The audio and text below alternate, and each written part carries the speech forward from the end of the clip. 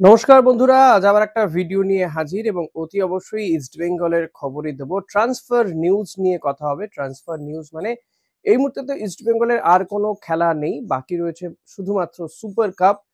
সেটা নিয়েই আলোচনার পাশাপাশি সুপার কাপের পরে ইস্ট বেঙ্গলের পরবর্তী সিজন এবং সেই সিজন নিয়ে ভাবনা চিন্তা যদিও শুরু হয়ে গিয়েছে, কারণ সুপার কাপে একটি মাত্র ম্যাচ জিততে হবে, অর্থাৎ পরের পর ম্যাচ জিততে হবে। গ্রুপ লিগের তো কোনো খেলা নেই। কেরালা ব্লাস্টার্সের বিরুদ্ধে ইস্ট বেঙ্গলকে জিততে হবে, তারপরে পরের রাউন্ড, তারপরে পরের রাউন্ড। মোট ৪টে ম্যাচ যে জিতবে সেই চ্যাম্পিয়ন। তো সুপার কাপ যেহেতু এখনো অনেকটা দেরি আছে, তা নিয়ে আলোচনা পরে হবে। তার আগে দলবদল নিয়ে বেশ কিছু জল্পনা, বেশ কিছু কথাবার্তা শোনা যাচ্ছে। কে বা কারা আসতে পারেন ইস্ট বেঙ্গলে, তাদেরকে নিয়ে কথা চলছে বিভিন্ন জায়গাতে। তো আমার কাছেও কিছু খবর রয়েছে, তেমনই কিছু খবর দেব। পাশাপাশি আইএফএ শিল্ড নিয়ে আমাকে একজন জিজ্ঞাসা করেছিলেন, এই বিষয়টা নিয়েও একটু আলোচনা করব। তাই প্রত্যেকটা ভিডিও ক্ষেত্রে যেমনটা বলে থাকি যে ভিডিওটা ভালো লাগলে লাইক, কমেন্ট, শেয়ার করতে ভুলবেন না। চ্যানেলে নতুন হলে সাবস্ক্রাইব করে নেবেন এবং বেল বাটনটা প্রেস করতে ভুলবেন না। আপনি মেম্বারশিপ নিতে পারেন, জয়েন করতে পারেন। জয়েন করলে কিন্তু আপনি মেম্বারশিপ নিতে পারবেন। তো চলুন শুরু করা যাক আজকের ভিডিও। আইএফএ শিল্ডে কথা আসা যাক। আইএফএ শিল্ড এবারও হবে, তবে এবার আইএফএ শিল্ড কিন্তু কলকাতার কোনো মাঠে হবে না, জেলার কোনো মাঠে হতে পারে আইএফএ শিল্ড, এমনটাই জানা যাচ্ছে। আর যেটা বড় বিষয় সেটা হচ্ছে এই আইএফএ শিল্ডের একটা গরিমা রয়েছে, একটা ঐতিহ্য রয়েছে। এই আইএফএ শিল্ড খেলার জন্য বহু বিদেশি টিম একটা সময় আবেদন করত বা বিদেশি টিমকে আমন্ত্রণ জানানো হতো, তারা খেলে যেত এসে। কিন্তু এবার আইএফএ শিল্ডের জন্য আর তেমন কোনো এখন, মানে এবার তো বটেই, এখন আর কোনো বিদেশি টিম আইএফএ শিল্ড খেলতে আসার জন্য আবেদন-টাবেদন করে না। পাল্টা আইএফএ এর পক্ষ থেকেও কিন্তু কোনো বিদেশি টিমকে আমন্ত্রণ জানানো হচ্ছে না এবছর। আ আইএফএ শিল্ডের ঔজ্জ্বল্য, গরিমা অনেকটাই ম্লান হয়ে গেছে। ইনফ্যাক্ট বাংলার ফুটবলের গরিমাটাই অনেকটা ম্লান হয়ে গিয়েছিল, যদি না বাংলা এবার সন্তোষ ট্রফি জিতত। সন্তোষ ট্রফি জেতাতে আবারও যে বাংলার ফুটবলের একটা ভালো দিক সেটা তুলে ধরা গিয়েছে। যদিও এই যে আইএসএল খেলছে টিমগুলো, বিশেষ করে বাংলার যে ৩ টে টিম খেলছে, মোহামেডান, ইস্টবেঙ্গল, মোহনবাগান, তাতে বাঙালি ফুটবলারের সংখ্যা হাতে গোনা। একদিকে সুভাষিস, এদিকে সৌভিক চক্রবর্তী, ওদিকে রবি হাসদাকে খেলানো হয়েছিল। তো এরকমই ২-১ জন করে ফুটবলার রয়েছে, বাঙালি ফুটবলার আইএসএল এর এই ২-৩ টে টিমে।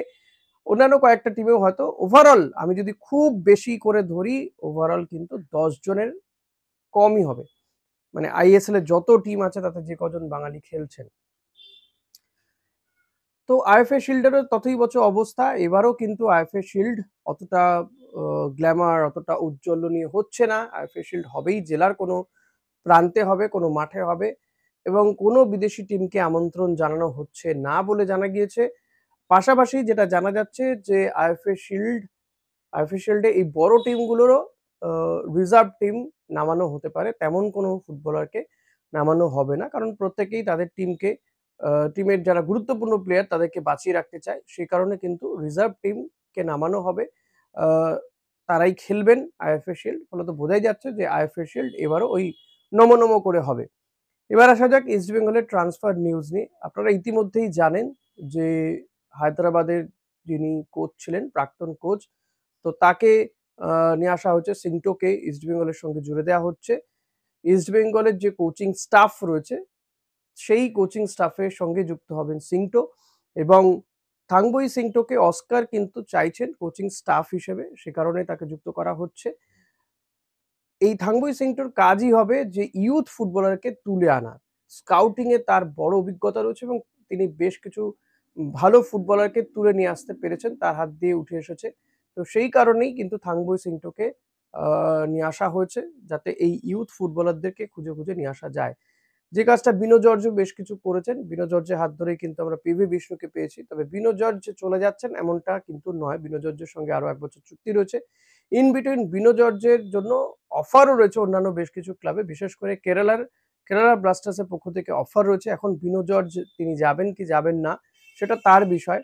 তবে থাংবই সিংটু আসাতে বিনো জর্জ এবার হয়তো ভাবনা চিন্তা করতে পারেন চলে যাওয়ার বিষয়। কিন্তু তাকে ইস্টবেঙ্গল মনে হয় না ছাড়বে বলে।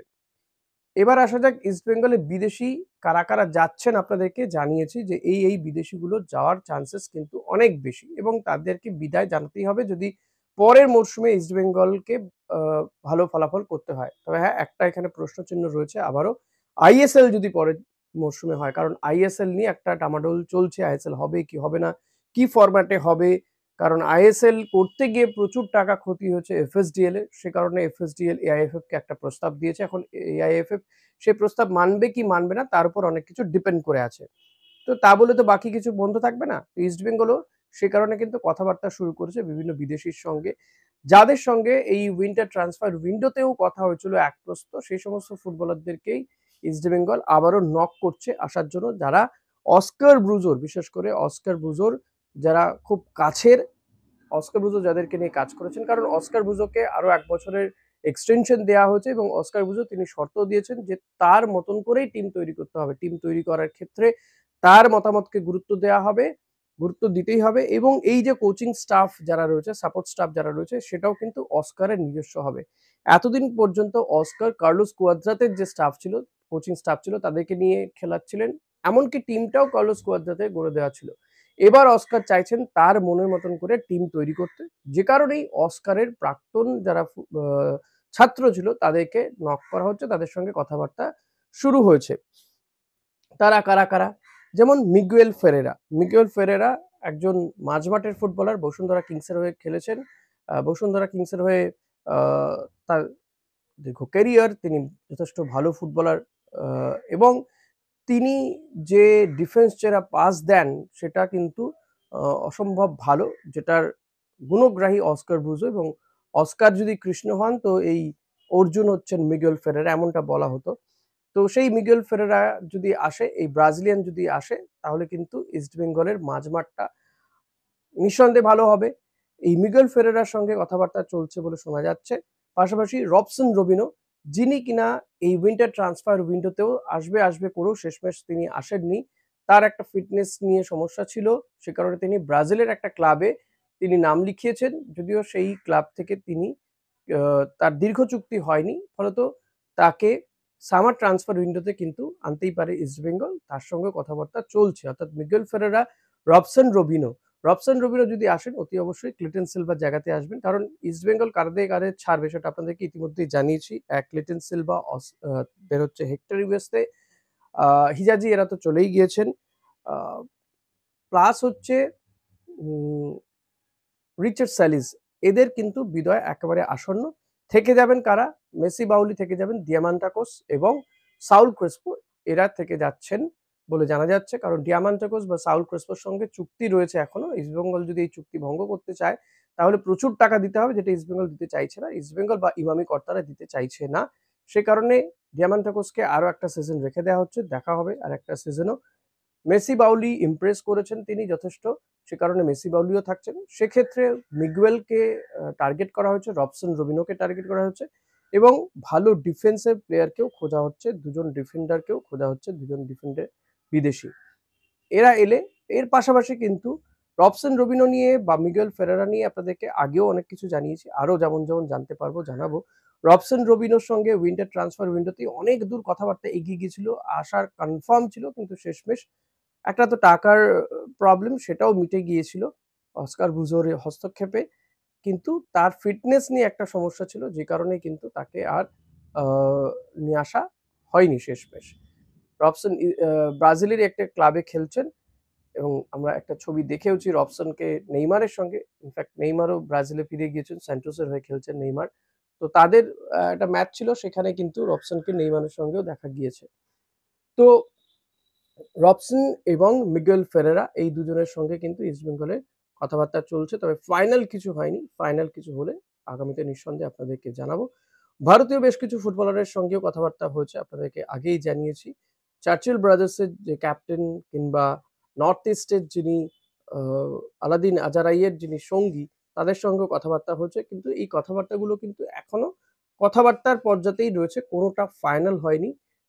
এবং ফাইনাল কোনো মানে প্রি কন্ট্রাক্টও কিন্তু হয়নি। এখনো যেহেতু আইএসএল চলছে, প্লে অফের ম্যাচগুলো রয়েছে, এরপরে সুপার কাপ রয়েছে। তো এই কথাবার্তাগুলো চালিয়ে যাচ্ছে ইস্টবেঙ্গল, এবং টিম গোছানোর একটা চেষ্টা করছে। কারণ ইস্টবেঙ্গলের কাছে আর তেমন টুর্নামেন্ট নেই এই সুপার কাপটা ছাড়া। সুপার কাপের প্র্যাকটিসও শুরু হয়ে যাবে মার্চের এন্ডে গিয়ে ২৭-২৮ তারিখ থেকে সুপার কাপের প্র্যাকটিস শুরু হবে। এখন ইস্টবেঙ্গল ফুটবলাররা তারা ছুটিতে রয়েছেন, কোচও ছুটিতে গিয়েছেন। তার মধ্যে ২ জন ফুটবলার ভারতীয় শিবিরে রয়েছেন, নওরেম মহেশ এবং জিকসন সিং। তো তারা প্র্যাকটিস করছেন। ভারত খেলবে বাংলাদেশের বিরুদ্ধে, তার আগে ফ্রেন্ডলি ম্যাচ খেলবে মালদ্বীপের বিরুদ্ধে ১৯ তারিখে, বাংলাদেশের বিরুদ্ধে খেলবে ২৫ তারিখে। তো সেই সমস্ত ম্যাচগুলো হয়ে যাওয়ার পরে ইস্টবেঙ্গল আবারও প্র্যাকটিস শুরু করবে। ইন বিটুইন কিন্তু এই কথাবার্তাগুলো চলছে। কনফার্ম এখনো পর্যন্ত কিছু হয়নি, তবে ইস্টবেঙ্গল এই প্লেয়ারগুলোকে টার্গেট করছে, এদের মধ্যে কাউকে নিয়ে আসার চেষ্টা চলছে। আপনাদেরকে আবারও বলবো, অস্কার যে টিম তৈরি করবেন এবার কিন্তু তারই টিম হবে এবং তার প্রাক্তন ছাত্ররা যারা ফর্মে রয়েছেন, যারা ভালো খেলছেন, ফিটনেস নিয়ে কোনো চিন্তা নেই, এই ধরনের ফুটবলারদেরকে কিন্তু টার্গেট করা হচ্ছে, তাদের সঙ্গে কথাবার্তা চলছে, যাদের সঙ্গে হয়তো উইন্টার ট্রান্সফার উইন্ডোতেও এক প্রস্ত কথা হয়েছে। ফলত একটা যোগাযোগ আগে থেকেই তৈরি রয়েছে, এমন নয় যে নতুন করে যোগাযোগ তৈরি করতে হবে। কথাবার্তা অনেকটাই এগোচ্ছে। এখন দেখা যাক শেষমেশ কারা আসেন আর কাদের বিদায় হয়। অফিসিয়ালি যতক্ষণ না অ্যানাউন্সমেন্ট হচ্ছে ততক্ষণ তো এটা বলতে পারবো না। এটা সেই বিষয়ে কিন্তু এই কথাবার্তাগুলো চলছে, এটাই বলতে পারবো এখনো পর্যন্ত। তো আপনাদের কেমন লাগলো? আপনারা কি মনে করছেন? মিগুয়েল ফেরেরা, রবসন রবিনহো যদি ইস্টবেঙ্গলে যোগ দেন, কেমন হতে পারে সেই টিমটা? কতটা আশাবাদী আপনারা? সেটা অতি অবশ্যই কমেন্ট করে জানাতে ভুলবেন না আমাকে। আর একটা বিষয় একটু জানাবেন, কমেন্ট করবেন যে ভারত-বাংলাদেশের ম্যাচে আপনারা কি এক্সপেক্ট করছেন? বা মালদ্বীপের ম্যাচ রয়েছে ভারতের সঙ্গে, যদিও সেটা ফ্রেন্ডলি, কিন্তু এএফসি এশিয়ান কাপ কোয়ালিফাইং রাউন্ডের ম্যাচ রয়েছে বাংলাদেশের বিরুদ্ধে। সেই ম্যাচে আপনারা কি মনে করছেন যে কাকে আপনারা ফেভারিট মনে করছেন? কারণ এটা মাথায় রাখবেন, বাংলাদেশে কিন্তু হামজা চৌধুরী সহ বেশ কিছু প্রবাসী বাংলাদেশী, তাদেরকে কিন্তু খেলানো হবে। তারাও তেড়ে ফুঁড়ে খেলবে, এটা কিন্তু বলা যেতেই পারে। হামজাকে নিয়ে প্রচুর স্বপ্ন দেখছে বাংলাদেশ। তবে দেখা যাক বাংলাদেশের সেই স্বপ্ন ভুলুণ্ঠিত হয় নাকি তারা ভারতের বিরুদ্ধে ভালো খেলে জয় তুলে নেয়। ভারতও কিন্তু শিলংয়ে প্রস্তুতি সারছে, ভারতীয় টিম। এর মধ্যে একটা খবর যে ছাংতে তিনি অসুস্থ থাকা, তিনি চোট পাওয়াতে, ইনফ্যাক্ট আঘাত পাওয়াতে তিনি যাচ্ছেন না ভারতীয় শিবিরে, তিনি এখনো যোগ দিতে পারেননি। তো Chhangte out of this team. তো ছাংতের পরিবর্তে কাউকে নিয়ে আসা হয় কিনা, কাউকে নেন কিনা মানালো মার্কুয়েজ, সেটা দেখতে হবে। এক্ষেত্রে পিভি বিষ্ণু শিকে ছেড়ে কিনা সেটাও দেখার বিষয়, কারণ বিষ্ণুর হয়ে সওয়াল করেছিলেন কিন্তু অস্কার ব্রুজো, কিন্তু বিষ্ণুকে কিন্তু রাখা হয়নি প্রথম যে টিমটা তৈরি করা হয়েছে। এখন দেখা যাক যে ছাংতে বেরিয়ে যাওয়াতে টিম থেকে পিভি বিষ্ণু কল পায় কিনা। এখনো পর্যন্ত, যতক্ষণ পর্যন্ত আমি ভিডিও করছি, তো এখনো পর্যন্ত কিন্তু ছাংতের পরিবর্তে কোনো ফুটবলারকে ডাকেননি মার্কুয়েজ মানালো। তো দেখা যাক, যদি কখনো আপডেট পাই আমি আফটার দিস ভিডিও অর কাল আগের মধ্যে, কালকে বা আজকের রাতের মধ্যে, তো আপনাদেরকে অতি অবশ্যই জানাবো সেটা। এখন দেখা যাক কি হয়। আর আপনারা অতি অবশ্যই জানাবেন যে, যে বিষয়গুলো বললাম, যে অস্কার ব্রুজোর ছেলেরা যদি ইস্টবেঙ্গল শিবিরে যোগ দেয়, অর্থাৎ রবসন রবিনহো কিংবা মিগুয়েল ফেরেরারা, কেমন হবে সেই ইস্টবেঙ্গল টিমটা, এবং ভারত বাংলাদেশের বিরুদ্ধে যে ফুটবল টুর্নামেন্ট হতে চলেছে, যে ম্যাচ হতে চলেছে এএফসি এশিয়ান কাপ কোয়ালিফাইং রাউন্ডের ম্যাচ শিলংয়ে, সেই ম্যাচটাতে আপনারা কাকে কেন ফেভারিট মনে করছেন অতি অবশ্যই কমেন্ট করে জানাবেন। ভিডিও শেষ করব, তবে যেতে যেতে আবারও বলবো, মনে করিয়ে দেবো, চ্যানেলে নতুন হলে সাবস্ক্রাইব করে নেবেন, আপনি মেম্বারশিপ নিতে পারেন, জয়েন করতে পারেন। আর ভিডিওটা ভালো লাগলে লাইক করবেন, কমেন্ট তো করতে বললামই, সাবস্ক্রাইব করে নেবেন, শেয়ার করবেন আপনার বন্ধুদের মাঝে। ধন্যবাদ।